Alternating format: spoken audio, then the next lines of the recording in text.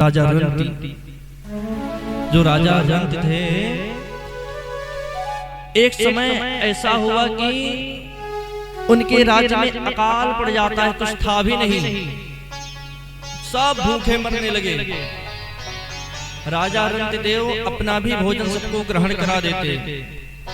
और एक समय ऐसा आया कि जब राजा रंत देव भोजन करने लगे थे ना, तो स्वयं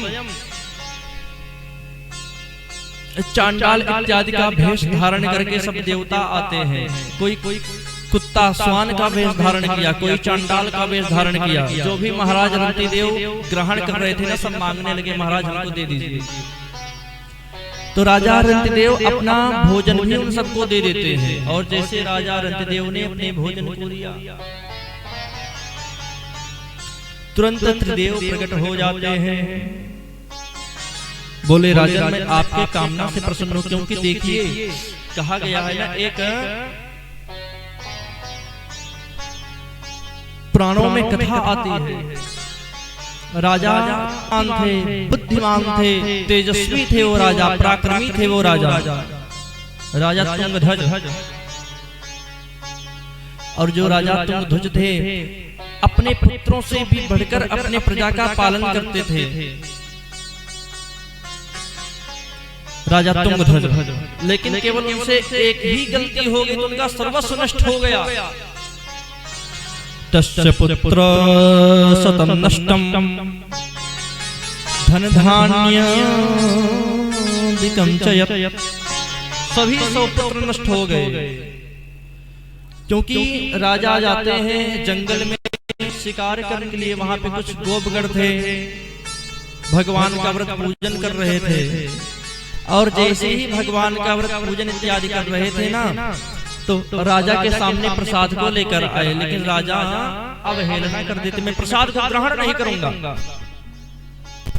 घमंड आ गया राजा को, और जैसे ही घमंड आता है भगवान उनका सर्वस्व नष्ट कर देते हैं। इसलिए कहा गया है कि प्रसाद का अवहेलना नहीं करना चाहिए। जो भी कोई आवे वो भी भाव से प्रसाद ग्रहण करे। अगर ना भी पाया हो तो अगर आप लिए हो तो उसको भी प्रसाद दीजिए। ऐसा दर्शन कराया जाता है।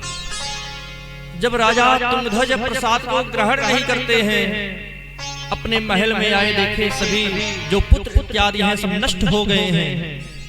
बहुत गलानी हुई, वहीं पर उससे पाप हुआ है, वहीं जाना चाहिए। राजा पुनः जाते हैं और बाल गोपालों के साथ में भगवान का पूजन करते हैं, वंदन करते हैं। उसके बाद में जैसे ही आए, कोई सोया हुआ व्यक्ति खड़ा हो जाए, वैसे उनके पुत्र इत्यादि सब खड़े हो गए। ऐसे राजा रंती देव हैं, ये समझ गए कि मुझे यहाँ पर कोई गलती नहीं करना है, जो भी है इसको खिलाते जाइए। ये जो शरीर है ना, परोपकार के लिए ही है, क्योंकि महात्मा का ही लक्षण ही होता है। वृक्ष न कबहू फल भके, नदी न संचय नीर, परमार्थ के कारण साधु धरा शरीर, साधु धरा शरीर। परमार्थ के ही कारण महात्मा संत अपने वेश को धारण करते हैं, मनुष्य योनि में आते हैं। और राजा रंत देव गृहस्थ में रहकर भी महात्मा थे। चांडाल इत्यादि आए, जैसे ही भोजन मांगे राजा रंत देव सर्वस्व दे देते, दान कर देते, ले जाइए ग्रहण करिए आप सब, क्योंकि वो सब देवता थे। जैसे ही राजा रंत देव के इस भाव को देखते हैं, प्रकट हो जाते हैं। राजन मांगिए, आपको क्या चाहिए? राजा रंत देव बस यही कहते हैं, हे भगवान न काम एहम गतिमीश्वरात् परा,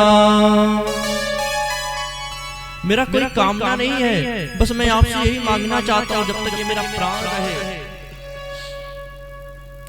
मैं सर्वस्व को भोजन इत्यादि ग्रहण कराता ही रहूं, और मेरा कोई कामना नहीं है। सुखदेव जी कहते हैं, राजा ऐसे ऐसे चंद्रवंश में बड़े बड़े प्रतापी राजा हुए हैं और उन्हीं के वंश में